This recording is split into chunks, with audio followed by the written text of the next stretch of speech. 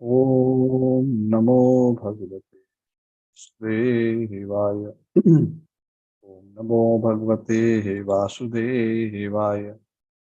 Namo Bhagavate Vasudevaya. Narayanam Namaskritya Naram Chaiva Narottamam Devim Saraswatim Vyasam Tato Jayamudire Nashtaprayeshu Bhadreshu Nityam Bhagavata Sevaya Bhagavati Uttama Bhaktir Bhavati Naishtiki कृष्णाय वासुदेवाय देवकी नंदनाय च नंदगोपकुमाराय गोविन्दाय नमो नमः। उपज्ञानतिमिरान्धस्य ज्ञानाञ्जनशलाकया चक्षुरुन्मिलितं येन तस्मै श्रीगुरवे नमः। श्रीचैतन्यमनोभीष्टं स्थापितं येन भूतले स्वयं रूपः कदा मह्यं ददाति स्वपदान्तिकं वन्देऽहं श्रीगुरोः श्रीयुतापदकमलं श्रीगुरून् वैष्णवांश्च श्रीरूपं सागरजातं सगणा रघुनाथान्वितं तं सजीवं साद्वैतं सावधूतं रचनासहितं कृष्णचैतन्यदेवं श्रीराधाकृष्णपादान् सगणललिता श्रीविशाखान्वितांश्च हे कृष्णकरुणा सिन्धु दीनबन्धु जगत्पते गोपेशा गोपिकान्त राधाकान्त नमोस्तुते तप्तकाञ्चन गौराङ्गी राधे वृन्दावनेश्वरी शुभानुसुते देवी प्रणमामि हरिप्रिये वंशकल्पतरुभ्यश्च कृपा सिन्धुभ्येव च पतितानां पावनेभ्यो वैष्णवेभ्यो नमो नमः। जय श्री कृष्ण चैतन्य प्रभु नित्यानंद श्री अद्वैत गदाधर श्रीवासादि गौरभक्त वृंद हरे कृष्ण कृष्ण कृष्ण हरे हरे हरे राम राम राम हरे हरे। नमो विष्णुपादाय कृष्ण प्रेष्ठाय नमो विष्णुपादाय कृष्ण प्रेष्ठाय वेदांत स्वामी नामिने नमस्ते सारस्वती देवे गौरवाणी प्रचारणे निर्विशेषण्यवादी पाश्चात्य पंगुम लंघयते गिरिं यत्कृपातमहं वन्दे श्रीगुरुं दीनतारिणं परमानन्दमाधवं श्रीचैतन्येश्वरं हरि ओम तत्सत्। Hare Krishna. I'd like to welcome all of you for this Bhagavad Katha. We are continuing the discussion of the very wisdom-filled saga of Bharat Maharaj, one of the very wonderful, instructive pastimes from the Srimad Bhagavad,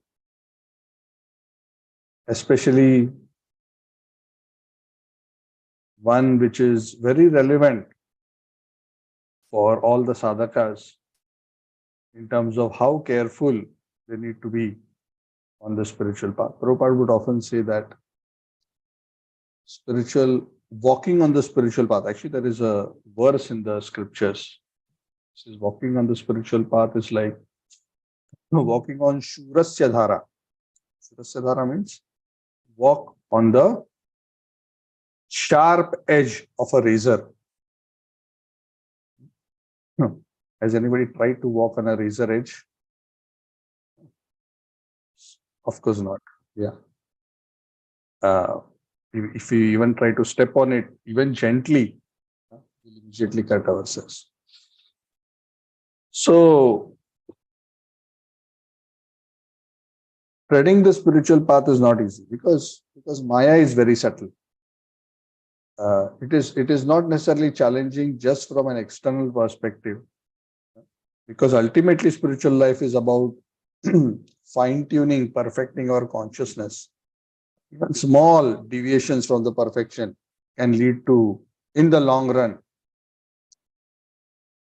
huge deviations from the ideal standard expected. And this is one wonderful example of how a soul who came so close to being perfect became slightly casual and became a casualty. In spiritual life, when we become casual, we become casualty spiritually. And that is the subtle nature of Maya. This Maya especially for serious sadhakas and advanced devotees. Maya doesn't come in a direct way. It doesn't come directly and say, here is money, here is a beautiful partner for you, here is a lot of fame. Those are quite advanced. Of course, for us, these themselves are challenge. I'm talking about more advanced souls who are significantly purified. For them, Maya cannot even trick them by directly offering some material enjoyment. But there are subtler and subtler ways by which Maya can trick. That is why one ultimately becomes free from Maya when one fully realizes that Krishna is the proprietor, the controller, and the well-wisher. Bhoktaram yajna tapasam sarvaloka maheshwaram. Surudam sarvabhutanam yatvam. One needs to understand we are not in control, nor are we ultimately the protectors. We become the instrument of protection in the hands of the Lord. But we are not ultimately the protector. So sadhaka has to be careful always to maintain the consciousness of being an instrument in the hands of the Lord. I may have mentioned this earlier, but soon after I got married, I went and met Maharaj. I was in Vrindavan that time. I don't think it was immediately after, but after some time, maybe after a year or two. And in Vrindavan, I asked Maharaj, please give me your blessings so that I can preach Krishna consciousness. So I thought he would say, oh, wonderful, I give you blessings, go and preach, do this, do that, do big, big things. I remember something wonderful he said. He said that you should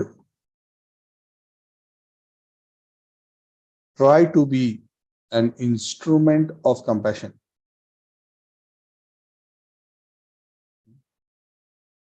In the hands of the Lord. What does that mean? That we never think of ourselves as deliverers, protectors, elevators, but rather we always have the consciousness that actually the Lord is ultimately the doer and we are all just instruments in the hands of the Lord, both materially and spiritually. So we are happy if the Lord makes us an instrument of His compassion, because the compassion is the Lord's. The knowledge is coming from the Lord, the grace is coming from the Lord, devotion, faith, everything. Ultimately, the Lord is giving. We may become an instrument. So if we maintain that consciousness, we do not become proud. The moment we start thinking, I am the protector, I am the caretaker, that ego, that subtle ego, even if it is externally at it's a good activity, but even an ego for a good activity is bad. And Bharat Maharaj's story is a wonderful example of how we got entrapped because of material compassion, which caused him to become distracted from the real goal of life. We have already discussed over a couple of chapters on the life of Bharat Maharaj. He took renunciation after being a king for many years. And then we discussed how he became attached to a deer. And eventually he died, remembering that deer he cared for. And then he becomes a deer in his next life, which is which we also have discussed. We discussed that even in his next life, after he became a deer, the Lord gave him that very special blessing that even in that life, Bharat Maharaj, Bharat the deer, he stayed away from his family. He would be near, he still went back to Kulha ashram area, hanging around the ashrams of great sages, just eating dry leaves and listening to Harikatha, always repenting deeply about his mistake and waiting for his punishment to get over. What is the punishment? This life of a deer. And in due course, whatever that period was, what is the period of a life of a deer? It's nothing as compared to the time frame of existence. It's just a small speck. So eventually the deer passed away. And having rectified his mistake in the subsequent life, Bharat Maharaj was given a chance to be born again, the human form of life, so that he can continue his journey towards the Supreme Master. So we are continuing the discussion of that journey, and we are discussing chapter 9 today. And chapter 9 describes this third life of King Bharat. And in this particular lifetime, he was known as Jada Bharat. Why Jada Bharat? We'll discuss that. So the chapter is entitled The Supreme Character of Jada Bharat. He was a very, very extraordinary, great soul. Restored to his previous glory and even beyond, because he had learned additional important lessons because of the mistakes he had made in his previous lifetimes. So we will do an overview of chapter 9, which is essentially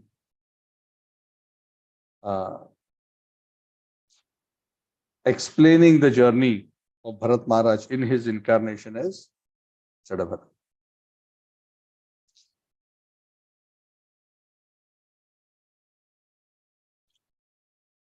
So Shukdev Goswami is explaining to Parikshit Maharaj that after Bharat Maharaj gave up his body as a deer, by the Lord's arrangement, Bharat Maharaj was born in the family of a very pure-hearted Brahman. A Brahman who comes in the dynasty of Angira Muni, that Angira Gotra. His father was a very pure-hearted soul. In fact, here it is mentioned that he was, very advanced, full of Brahmanical qualifications, very well-versed in the scriptures, good control on the mind and senses, showing all wonderful good qualities, and also fixed in devotional service. So this particular Brahmana, his name is not mentioned. He had 2 wives. From his first wife, he had 9 children who were also very qualified from a Brahmanical perspective. They were not self-realized souls. They were trained Brahmanas. And from his second wife, the younger one, he begot twins, a boy and a girl. So Bharat Maharaj was born as a part of that pair of twins. The brother had a twin sister.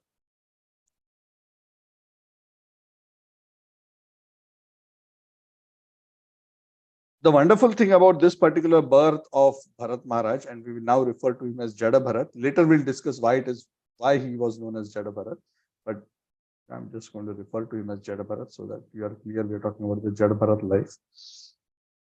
It is said in this birth, Jada Bharat was clearly aware, just like he was in his dear body, he was clearly aware of what has happened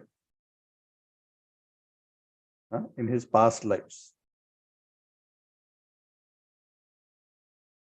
And he was given that understanding so that he is fully conscious of what lessons he was supposed to learn, and now reflecting on those lessons, he can, having overcome them, progress further towards the real goal of life. Sometimes for some advanced souls, not always, sometimes for some advanced souls, if it is needed, the Lord may give them either remembrance of the previous life directly, or may through Guru or some other channel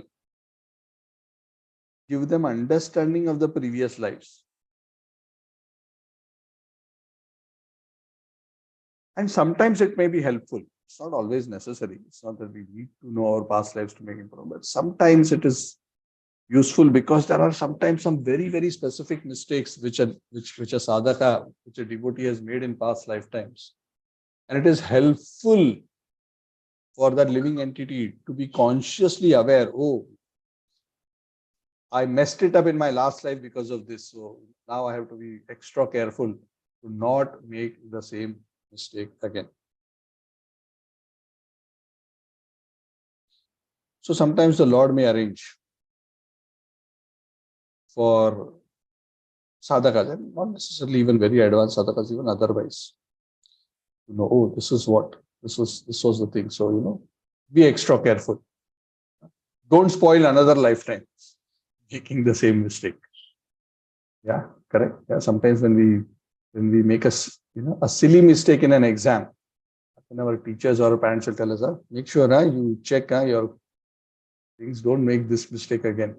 Sometimes it's good when you go for the next paper, you're reminded again. I did last time, now this time you check again. Check your calculations again and again so that you don't make any silly mistakes, and especially this kind of a mistake which you made last time.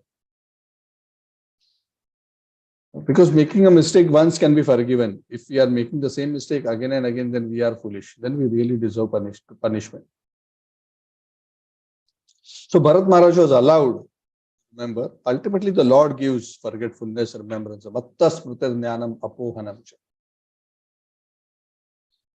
in this life, Bharat Maharaj was so cautious that I must be so careful that I associated with this deer and I got trapped. It was like such a big trauma for him. It created he had become so cautious in this particular lifetime as Jada Bharat that he was very, very clear. The topmost priority in his consciousness was, I don't want to associate at all with anybody who may cause me to be distracted, which essentially meant practically everybody, especially all the people who surrounded him.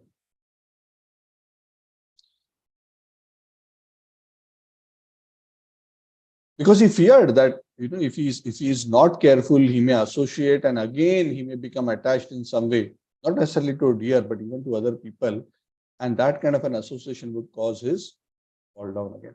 So he would knowingly act as a dumb person right from his birth, because he remembered who he was, even though he was in a small baby body. He was very clear in his consciousness of who he is and why he is there. He would act as if he's dumb, he's dull-headed, he's blind and deaf. Means he would practically not respond to what anybody would say or do. He would, act very dumb. Why he would do that? Because when a person is so dumb, or we feel he's so dumb, then actually nobody's interested in interacting with them.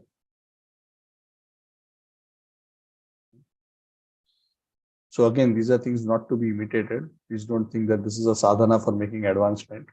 So I'm going to act very stupid from today onwards. So no. So these are things which are done by Paramhamsas who have reached a level beyond. If we act stupid, we'll actually become stupid. So you don't have to do all these things. So he would actually really act dumb. And how do you show you are dumb? By not reacting, by doing funny, foolish things in such a way that he wanted to convince others. But internally in his heart, he was fully focused exclusively on thinking of the lotus feet of the Lord.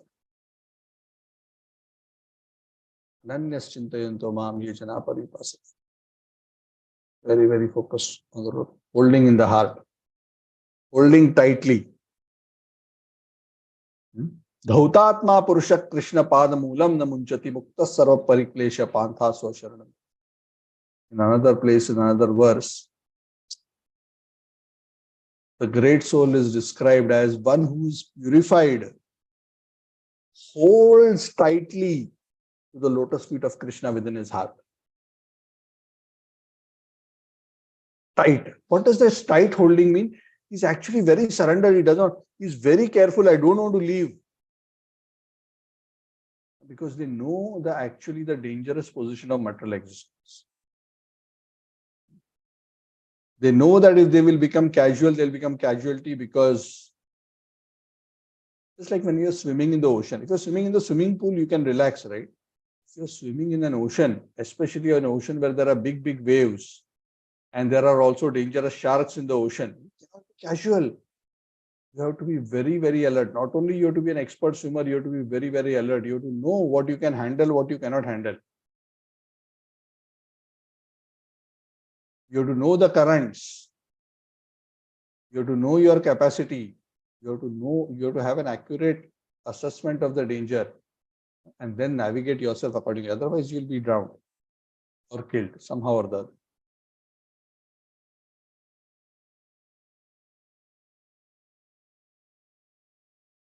So in his heart, he was holding very tightly. Oh Lord, I always want to remain in your shelter. And externally, he was avoiding all association. Asat Sanga Tyag ei Vaishnava Achar. Chaitanya Charitamrita, one of the principles that Lord Chaitanya mentions about who is a Vaishnava, what is the symptom of a Vaishnava. One can understand who is a great devotee by seeing he who is quite careful to avoid materialistic association. Of course, this doesn't mean that they don't totally interact with the external world to the degree that Bharat Maharaj did, but what that means is they don't take pleasure in materialistic association, nor do they engage in idle gossip, frivolous, sensual gossip, which typical conditioned souls indulge in and take great pleasure. So he was very, very careful, fixed his consciousness on the Lord and did not want to associate anybody. Jada Bharat's father was actually a very nice, gentle soul, and he was very affectionate. He loved Bharat, perhaps because he was the youngest son. He was very attached to Bharat Maharaj. And of course, over time, the father started realizing that, my son is not normal. But the father made all efforts to try to educate, teach his son in whatever way possible. Because of course he was born in a Brahmanical family, so he wanted to make sure, starting with the most basic things, how to remain clean, taking bath, doing achman, how to maintain basic bodily cleanliness, etc., everything right from that up to, how to follow various purificatory rituals. The father would make efforts again and again and again to instruct Bharat Maharaj, Jada Bharat, but Jada Bharat would deliberately act stupid. For example, the father would tell him, see, Bharat, after you evacuate, you have to make sure you wash your hands and your body properly. You would say, whatever way he instructed him. And then when he would go to evacuate, it is said he would do exactly opposite. He would first wash his hands and then go and evacuate. Deliberately. Father, I told him to wash himself after he has gone to the toilet, but he's washing first and then going to the toilet. So he would do these things exactly opposite. And he did this for two reasons. And this is just one example, right? I mean, he would do this in even for Vedic rituals, even for whatever he would be taught, he would do it deliberately opposite or do it in a funny way. Because he did not want his father to engage and teach him any ritualistic activities. He was not interested in engaging in any material duties because he had already reached a platform of liberation. He was not obliged to follow Varnashram in the way that a Brahmana would follow. It's beyond. Those who have transcended the three modes, those who are at the platform of liberation, Bhagavad Gita says, for them there is no duty. Bharat Maharaj had already reached the point of liberation. He was just trying to reach, there's a small gap between liberation and pure devotion. He had to transcend, he had to cover that gap.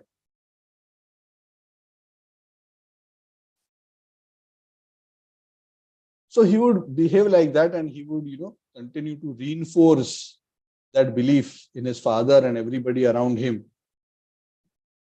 His father would try to teach him Gayatri Mantra, teach this, that, But even after 4 months of trying to make him, properly become a brahmachari and try to become, Brahminical, his father failed. But nonetheless, Jada Bharat's father was still, very affectionate. Even though he tried to teach him Vedas, cleanliness, rituals, etc., etc., etc. Eventually, his dream to make his son Bharat a learned, scholarly Brahmana were futile. Even though his father was pious, pure soul, and the Bhagavatam says he was still attached to material life. He was attached to his home. He was attached to his family. Bhagavatam says he had become so attached to his family that he had forgotten, the father, he had forgotten that one day he will die. But death did not forget him, Bhagavatam says. He forgot that he will die. Sometimes we totally forget, we live as if we are going to live forever, but one day death will come. Ding, ding. Ring the doorbell. I have come. So Prabhupada says that, a materialistic person is so busy in material enjoyment that he forgets that the inevitable death is going. So the point is, even though one may be a very qualified Brahmana, a very good person in this material world, being good also creates a kind of attachment, and one can still be stuck on the material platform. That is why Krishna's advice to Arjuna is not just to become good. Krishna says, Traigunya Vishaya Veda Nistraigunya Bhavarjuna. Nirdando Nitya Sattvasto Niryoga Kshema Atmava. That the three Vedas, which all these Brahmanas, all these boys, they had become very expert in the three Vedas. He was not, Bharat Maharaj was not interested because Traigunya Vishaya Veda. The three Vedas refer to Rig, Yajur and Sam. Because Atharva Veda goes into a slightly different category. Typically, they would at least study Rig, Yajur and Sam because they were concerned with the ritualistic sacrifices which are basically covered in these three. So all the brothers, elder brothers, 9 of them were very expert in the three Vedas, but he was not interested because he didn't want to go in the direction of rituals. He said, I have no duty doing all these rituals. Why should I get distracted? I don't want to fall prey to any material association. So the father, even though he was so nice and so affectionate and quite pure, the interesting thing to note is that even the mode of goodness, if it is not transcended or subliminated into pure goodness, it can be a source of bondage. The thing about Sattva Guna is, even though it is purer than others, Prabhupada says that Sattva Guna creates a sense of happiness, material happiness, that makes a person feel comfortable in that material situation. And once a person becomes comfortable in a material situation, then he doesn't have that strong impetus to transcend material existence. And then he becomes stuck. So his father seems to have become a victim to that mentality. So he practically forgot that I'm going to die, and one day death came knocking. So essentially, suddenly one day his father died. Essentially, that's what the Bhagavad is. So this was a big shock for Bharat, because actually the truth is that amongst the whole family, the father was extremely affectionate. Of course, his mother, who was the younger wife of his father, both of them were of course very affectionate to Chad Bharat. Normally, the siblings will not like especially the step siblings will not like a stupid boy to be part of the household. So after the father died, it is said the younger wife, who is the mother of Jad Bharat, she also gave up her life along with the father. So net the effect was Bharat was now left in the family with his elder mother, the stepmother, and the 9 brothers, and of course one sister.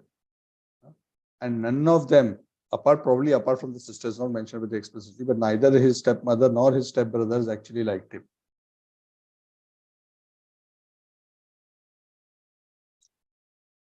And they were also not very evolved in spiritual consciousness. They were not even cognizant of the advanced position of their stepbrother.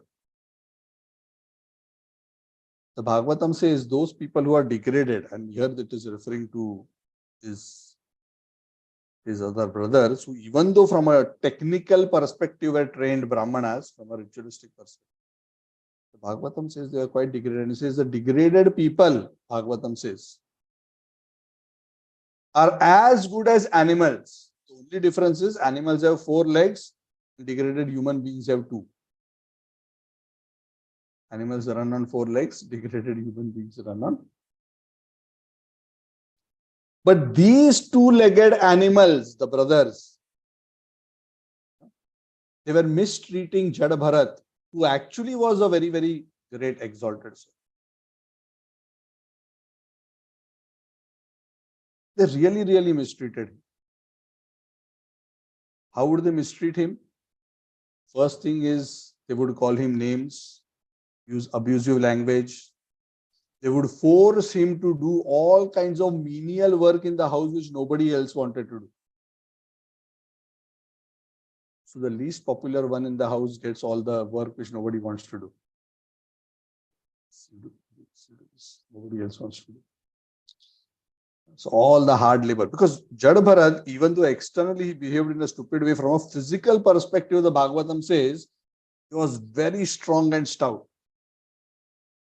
So they would use him like a beast of burden. Carry this, do this, do this. And they would engage him in hard labor. But the Bhagavatam says Jada Bharat would never complain. No matter how they treated him, how harshly they treated him.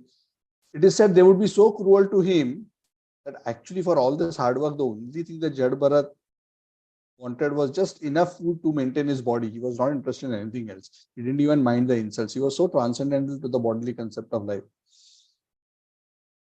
But even the food they would give him, they would not give him good food. They would not give the food that the rest of the family would eat. They would give him stale food. They would give him food made out of grains which were either broken or which had worms in them. Leftovers, burned food, scraped from the pot. Sometimes, when something is made, you take the food and the bottom, there is a scraped layer, which nobody wants.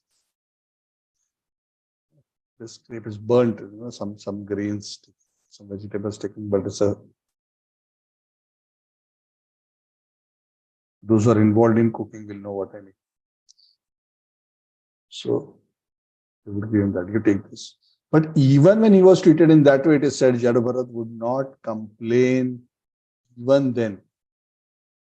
And this is the characteristic of an advanced soul. An advanced soul who has gone beyond the bodily identification, who doesn't doesn't identify himself with the body, is not very concerned either about glorification or insult to the body or the bodily identity. Not necessarily directly the body, but the bodily identity. Because our whole persona is actually a psychophysical construct. And an advanced soul knows that this whole construct is a temporary, illusory, ego-based construct. It is not my true identity. And that's why great advanced souls are not affected. Jada Bharat was so absorbed in tasting the pleasure of his constant meditation on the Lord within his heart that all these things didn't really bother. And he was thinking, this is good. This is exactly what I wanted, because they are treating me like this. They will never drag me into any materialistic issues, materialistic affairs. This is going as per plan.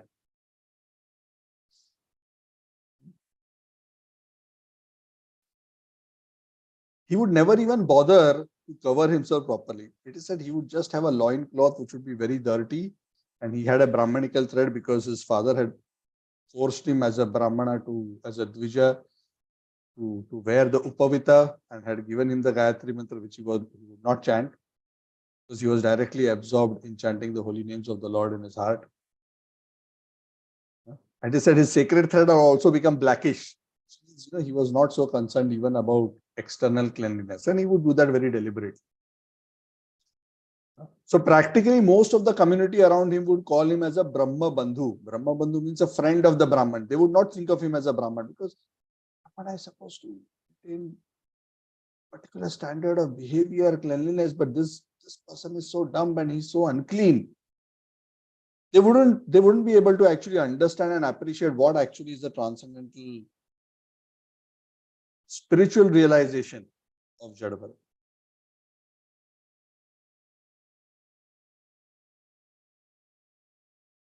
So like this, his life was going on, and he was okay to be used by his family and exploited, because he was just waiting. This is my life. Whatever is my karma, I've been put into this situation. I want to exhaust this. I don't want to protest. Let whatever come, whatever is the will of the Lord, let it come. I'm not going to protest. I neither have attachment nor do I have hatred. An advanced soul is free from raga, vesha. Not excited about getting something, and not dejected or frustrated for not getting something. So if we actually compare ourselves with this kind of consciousness, at least I can see for myself, such a long way to go. Of course, hopefully we are better than what we were some years ago. Still, it's so long to go. And that's why we say we cannot act at a level that we are not. So these are not consciousness that can be imitated. You cannot imitate somebody's advanced soul's behavior without actually having been advanced in consciousness. Otherwise, we'll simply become frustrated and we'll eventually fall down. This kind of a behavior is only possible for the Atma Ramas, who are actually relishing spiritual pleasure from inside. They become indifferent. This indifference is not just a mental adjustment. This indifference is a consequence of experiencing a higher taste. Raso varjam rasopyasya param drishtva nivartate. Param drishtva nivartate. Having tasted a higher bliss, they are unconcerned about the things of the world.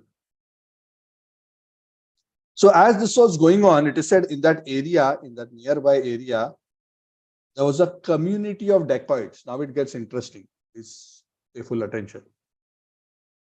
Community of dacoits. So just like engineers come and stay together, the colony that I come from in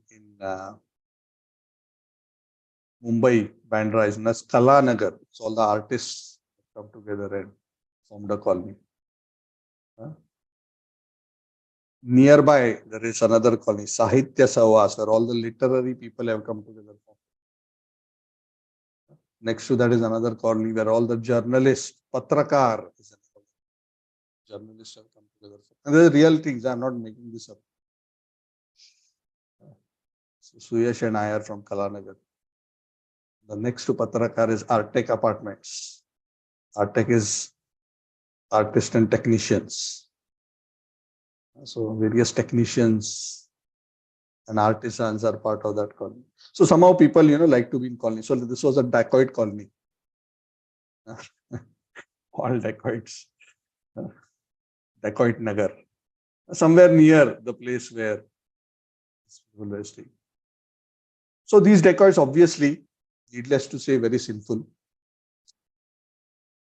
And they were very, very attached to materialistic enjoyment. These dacoits, generally those who are materialistic, like to worship the devatas, like Krishna himself says, Kamastaiste Ritagyana Prapadyantya Devataha. But especially those who are extremely sinful and materialistic, like to do demigod worship, but in a very ugra form, especially in a form which is oftentimes even beyond scriptural rules. Beyond means even the scripture doesn't say, they come up with their own concocted ways of worship.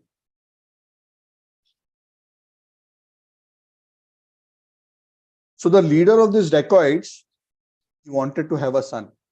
And now this community of dacoits had a temple where they would worship Bhadra Kali. This very fierce form of Kali. And they would worship Bhadra Kali and they would slaughter animals, and sometimes they would even slaughter men, dumb men, or like animals to Mother Kali, so that they will get their desires fulfilled. Because they would consider dumb humans to be as good as animals. So this particular leader of the dacoits was thinking that, and they came from a Shudra background. They wanted to offer a dull man as a sacrifice to Mother Kali so that he can get a son. So that was their idea. Now, obviously, the Shastras don't recommend these kind of things, in case you're wondering. Prabhupada very clearly mentions the purport. He says, the Bhagavatam verse itself says that he came up with his own concocted method of worship. Because Shastras nowhere speak about human sacrifice. Yes, animal sacrifice to some extent is recommended, but it is not recommended so much as an encouragement, but rather a regulation for those who are attached to eating meat. So religion regulates. You are so attached. It is said most conditioned souls are attached to eating meat and attached to enjoying with the opposite sex. So those who cannot control their tongue and are forced to and are have an uncontrollable appetite for eating meat, the Shastra says, okay, if you really cannot, then once in a fortnight you offer a goat to Kali and then you can eat. So the idea is not to encourage the eating of the flesh, but to regulate it so that gradually they can give it up. So you make it difficult. So when you make for doing sin difficult, and gradually people say, "Arey, who's going to do all this ritual, this yajna, just to eat one meal? Forget it.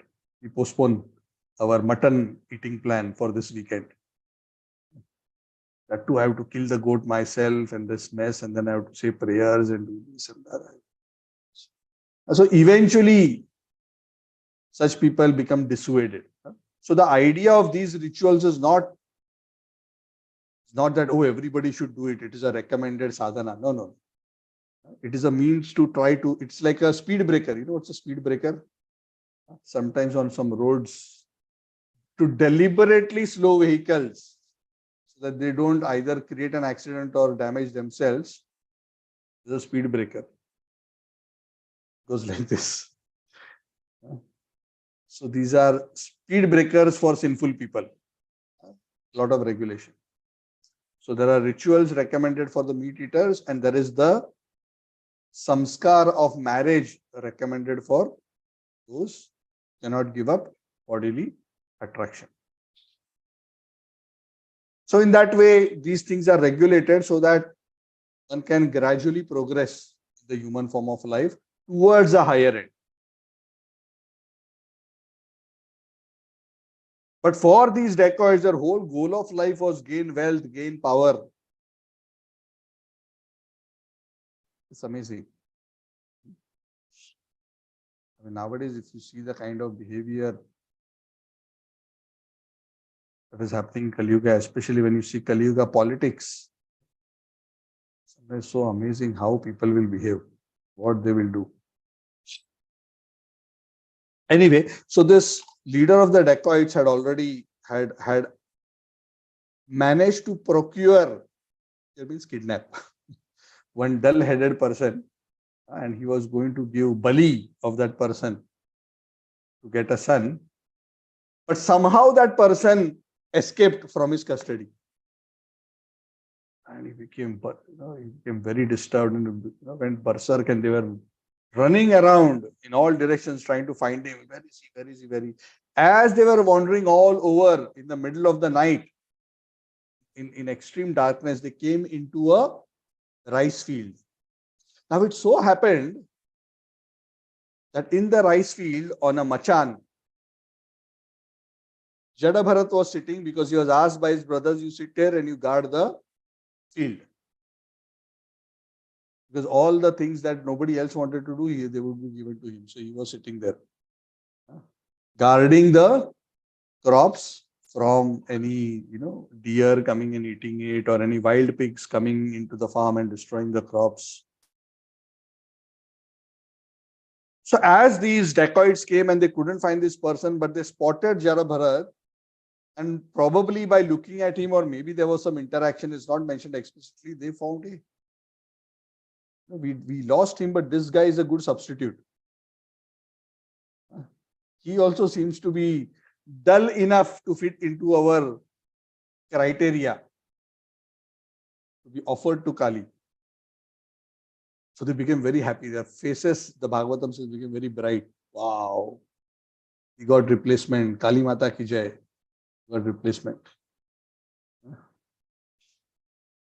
So they came, they tied him up, and they dragged him. And he didn't protest. It was quite amazing. Jada Bharat was actually quite powerful. Very strong. But he didn't protest. Because he was in such a transcendental consciousness that I don't want to be involved in any material interaction. Whatever Krishna wants to happen, let it happen. No problem. Rakhe Krishna mare Krishna rakhe ke. Krishna wants to protect me, who can kill me? Krishna wants to kill me, who can protect me?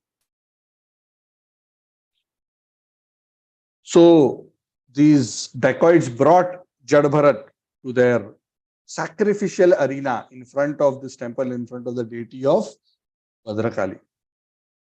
They brought this person, Jada Bharat, placed him there. But before the sacrifice, before a goat is killed in certain communities, before the goat is slaughtered, you know what they do?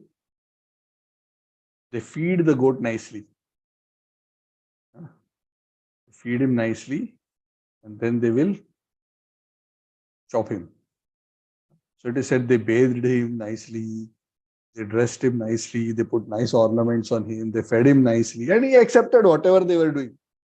Jo karna hai karo. Whatever you want to do, you do. They fed him, he ate.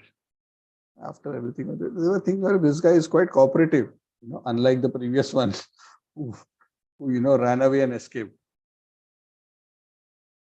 So this guy is an excellent choice. He's so dumb that he's about to be slaughtered, but he's not realizing what is going to be happening. He's behaving just like a goat, just like an animal. Prabhupada often gives this example of a goat. Why a goat is so dumb? Because if they are standing in line to be slaughtered, even when the goat in front is being slaughtered, the goat standing in line who's about to be slaughtered is busy eating grass. That's why goat is not considered particularly intelligent. So if somebody calls you, you have the intelligence of a goat, please understand this is not a glorification.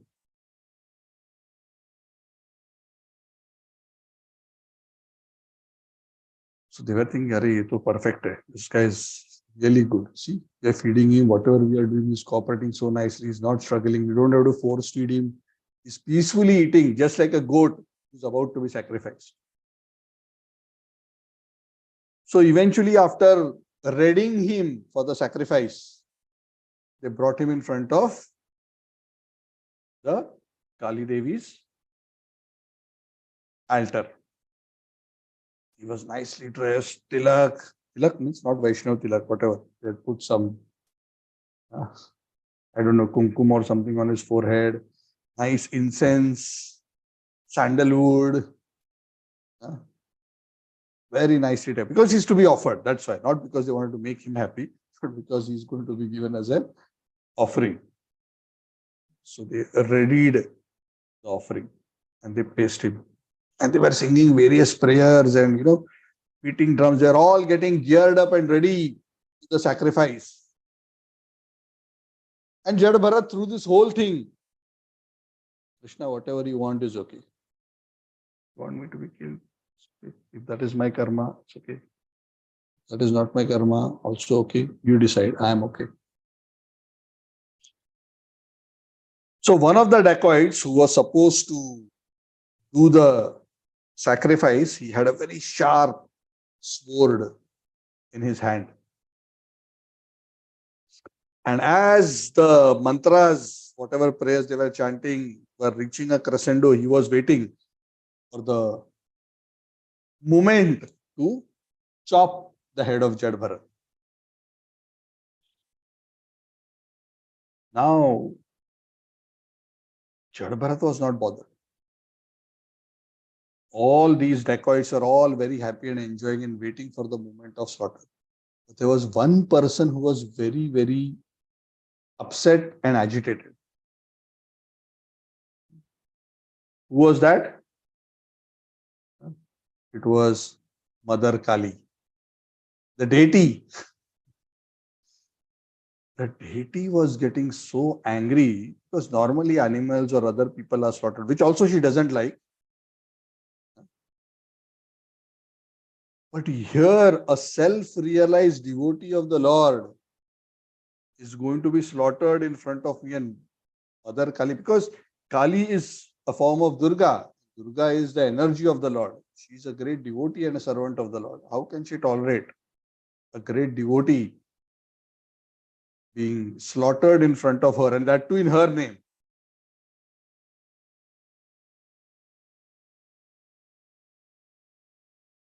So it is said, as he raised his sword and as he was about to chop off the head of Jad Bharat, Kali Devi suddenly she burst open from the deity, which means the deity burst open. And from the deity came out the form of Bhadrakali. An extremely effulgent, fiery, red-eyed, angry, very, very fearsome, frightening form, a frightening body. She was so angry and fierce as if she is willing to destroy the whole world. She not only emerged out from the deity, the first thing Mother Kali did is she jumped on this person who was about to kill Jad Bharat. She took out the sword from his hand, snatched it from his hand, and chopped off his head, the one who was about to slaughter Jad Bharat. So instead of Jad Bharat sacrifice, Kali herself sacrificed this person's head, decapitated instantly. And she did not stop at that. With the sword which was still in her hands, she started jumping around the arena where all these dacoits and rogues were gathered. And she went on a chopping spree. Chop, chop, chop, chop. One after another, the heads were. There was a mega sacrifice. Their heads were chopping off one after another, one after another. And you can imagine the scene. They were all screaming and running here and there, but Kali was not letting anybody escape. And it is said as she was chopping the heads, the various ghosts and witches and other ghostly beings who are her associates, they also came on the scene. And along with Kali, they would start drinking the blood of these dacoits. It is said just like a person drinks liquor, the blood after the the head is chopped, the blood that would come out, Kali would also drink with her long tongue. And all these ghostly associates and witches were also drinking that blood. So you can imagine that scene. What a mega terror that scene. I don't know. We can, if we witness that scene, we'll probably faint. And as they were drinking that blood, the witches, they were getting more excited and they were making huge, terrifying sounds. And it was really, really a very gory scene. Not only were the heads being chopped, not only was the blood being drunk, they said these witches were tossing around the heads of the chopped off dacoits and playing with them as if they were balls. One witch would take a head and say, "Yeah, catch." The other witch would catch. So you drink some blood and throw to another. Here, your turn. So they were playing ball like that. So it was quite a scene. And the Bhagavatam says, when an envious person commits a big offense like this against a great devotee, he is punished in this way. Even the Devatas, even if somebody is a devotee of Hari and not their devotee, the great Devatas never tolerate the insult of great devotees. Because they also know who's the Supreme Personality of Godhead. They will not tolerate. So when a great devotee of the Lord is offended, the Devatas become very upset. And reciprocally, the devotees of the Lord are very careful to offer proper respect to the Devatas because they also know the Devatas are representatives of the Lord and in many cases great or even pure devotees.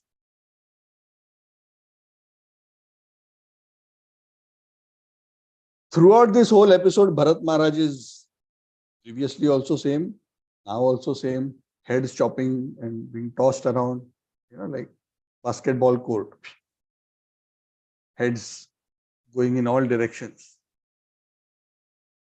Krishna, whatever. If I die also, okay. If I live also, okay. Because a devotee knows that his entire purpose of existence is for the pleasure of the Lord. And that's why the devotee thinks that if the Lord wants me to remain, then I will remain.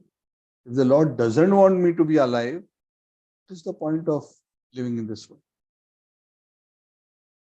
So devotee is not so much concerned about what he wants. A devotee is more concerned, oh Lord, what is it that you want? And we see that also in the life of Priyavrat Maharaj, right? At one time he wanted to take sannyas. But then Swayambhu, Manu, Narad Muni, Brahmaji, they all came and said, no, you cannot take sannyas, you have to become grahastha, you become king. Okay? Because that is what will please the Lord, let me do it. So when a sadhaka has this kind of a consciousness that ultimately, oh Lord, thy will be done. Prabhupada would often use this. Thy will be done. Because this phrase is very common amongst the Christians and we preach in the Western countries. Thy will be done means, oh Lord, ultimately, what is your desire is what is important. For conditioned souls like us, we try to impose our desire on the Lord and says, Lord, these are my list of desires. Please fit it into your plan. If you need to adjust, you adjust your plan and prioritize my request. Correct? Oh Lord, I want to be a pure devotee, but please make sure I become a multimillionaire. Please make sure I have a beautiful wife. Please make sure I have all success, uh, that I'm glorified, that I receive so many awards. I'm considered a great devotee. I have so many cars, everything. And I want to be pure devotee. If you can also, middle of this fit devotion. We don't say it, but that's what it means. But a pure devotee, is that Lord, what is it that you want me to do? You tell me. That's why Hanumanji is such a wonderful example. Of course, there are many examples, but Hanumanji is such a wonderful example because Hanumanji is standing in front of Ram,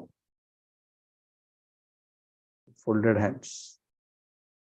He's not like Sugriva who's interested in the kingdom. He's not come. Sugriva is a great devotee, but Sugriva wanted the kingdom. That's why he made a pact with Ramchandra. He's a great devotee, but he's not of the stature of Hanuman. Hanuman had only one desire. Ramchandra, tell me, what should I do? If it pleases Ramchandra to smear red sindoor all over my body, even though I may become a fool or I may be called a fool, it's okay. What matters is that the Lord is pleased. So that kind of exclusive Ananya Bhakti, that there is no other consideration other than the pleasure of.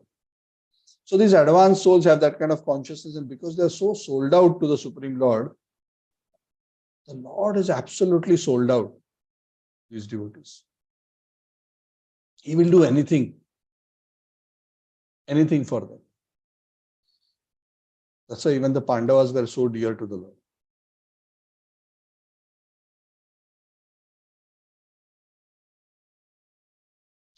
This chapter ends by saying that Shukdev Goswami tells Parikshit Maharaj that those who are great devotees of the Lord, those who have transcended material nature, those who are free from material desires, where the knot of material existence has been severed, such great souls whose heart is fixed on the lotus feet of the Lord and always interested in only hearing and chanting and serving Him, they are directly protected by the Supreme Personality of Godhead, by His chakra. The devotee always takes shelter of the lotus feet of the Lord, and the Lord is always eager to protect such a devotee. And that's why the devotee always remains unagitated, undisturbed. Just like a small child. When a very small child, and I'm talking about really small, 4 or 5 years old or even slightly lesser than that, when they are with their parents, they feel so confident and comfortable. Doesn't matter or who comes in front or what the situation is.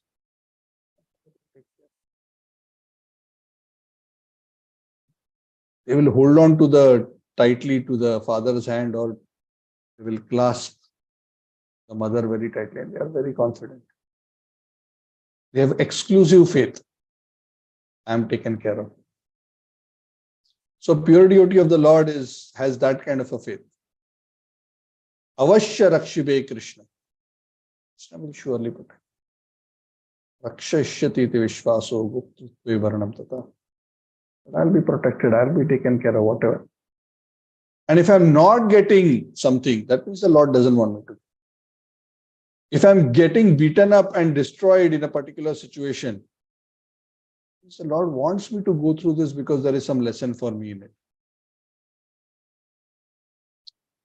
So that is the consciousness. So Shukdev Goswami concludes this chapter by saying this not so amazing, because this is the nature of the great souls and this is the nature of the Lord towards great souls like. So of course, at the end of this episode, where the chapter ends, Bharat Maharaj, the form of Jada Bharat, is saved from this situation. Obviously, the conclusion was all the dacoits were wiped out and Bharat Maharaj was set free. But the story doesn't end here. The story of Bharat Maharaj continues into the next chapter, which is also a very, very interesting story of Jada Bharat itself in that particular lifetime itself, how he instructs the great king Rahugana who becomes his disciple. And that's also a very, very interesting episode with a lot of interesting philosophical conversation. And of course, eventually, this particular lifetime as Jad Bharat Maharaj attains his ultimate cherished goal of becoming free from material existence and attaining the lotus feet of the Lord. So that we'll discuss in the subsequent chapter. Bharat Maharaj ki Jai Shri Prabhupada. So if there are any questions or comments, can take.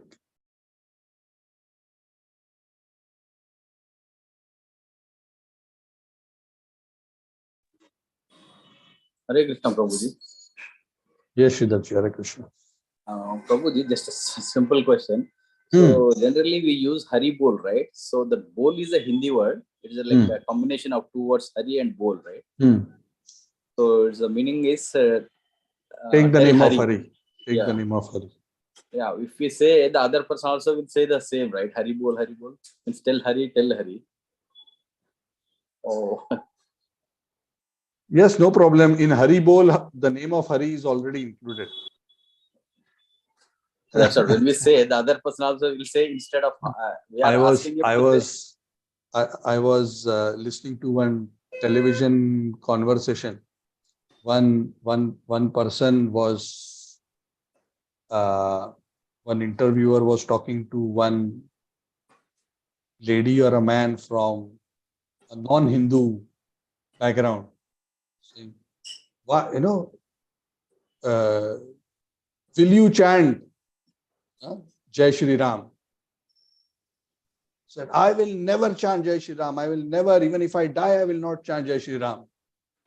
So you just now chanted Jai Shri Ram. Correct? Even if you say, "I will never chant the name of Ram," chanted the name of Ram. You see? So people do not understand. So even when we say Hari Bol, we are still getting the benefit of chanting the name of Hari. So the meaning of Hari Bol is take the name of Hari. So sometimes devotees may say Hari Bol, sometimes you may respond as Hari Hari. You can say Hare Krishna, no problem. Either way is fine. Yeah, I understand what you're saying. If you literally translate, it seems odd that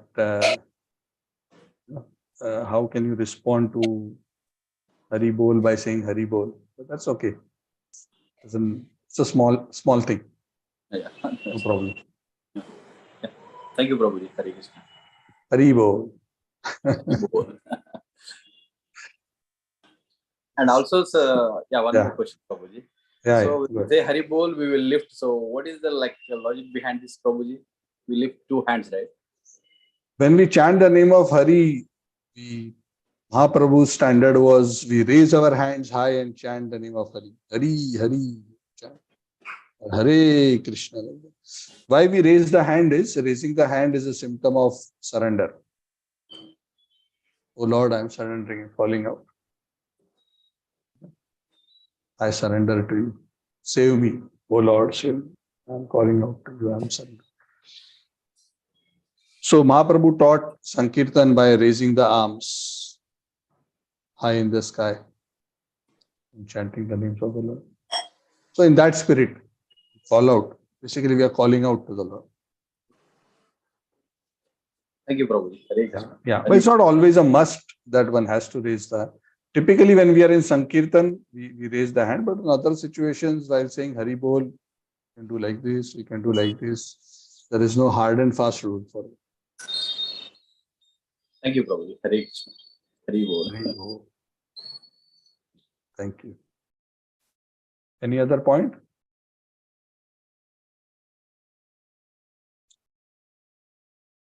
Great. Okay. So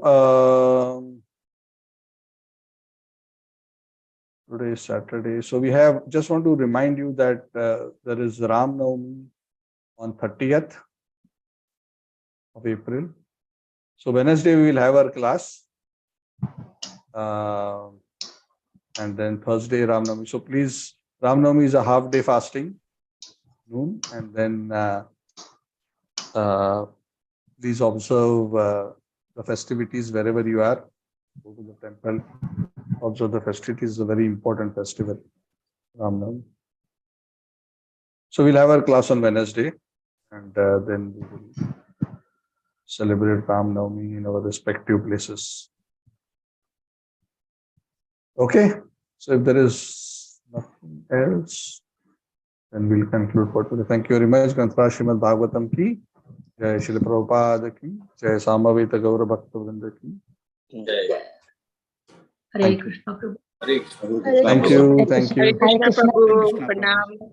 thank you, Anita ji. Hari Bo. Hare Krishna Prabhu, thank you. Yes, Sudhir Sundar Prabhu, Bhaskar, thank you. Hare Krishna. Hare Krishna, Shalini ji, Hare Krishna. Hare Krishna Prabhu, thank you. Anand Sundari Mataji, Hari Bo. Hare Krishna Prabhuji. Thank you, Sini ji, Hare Krishna. Hare Krishna Prabhuji. Yes, Hari Bol. Hari My Bol. favorite Hare- student. Ashwin's form is transforming after every week. Stash is getting longer and longer. Yes, Prabhu. Great. Hare Krishna Wonderful. Prabhuji. And so is your devotion. Yes, Rishikesh, Hare Krishna. Thank you. Thank you, everyone. Rajina Mataji, thank you. Induleka Mataji, Charan Lakshmi Mataji, Archana Leela ji, Sridevi Mataji. Thank you, everybody.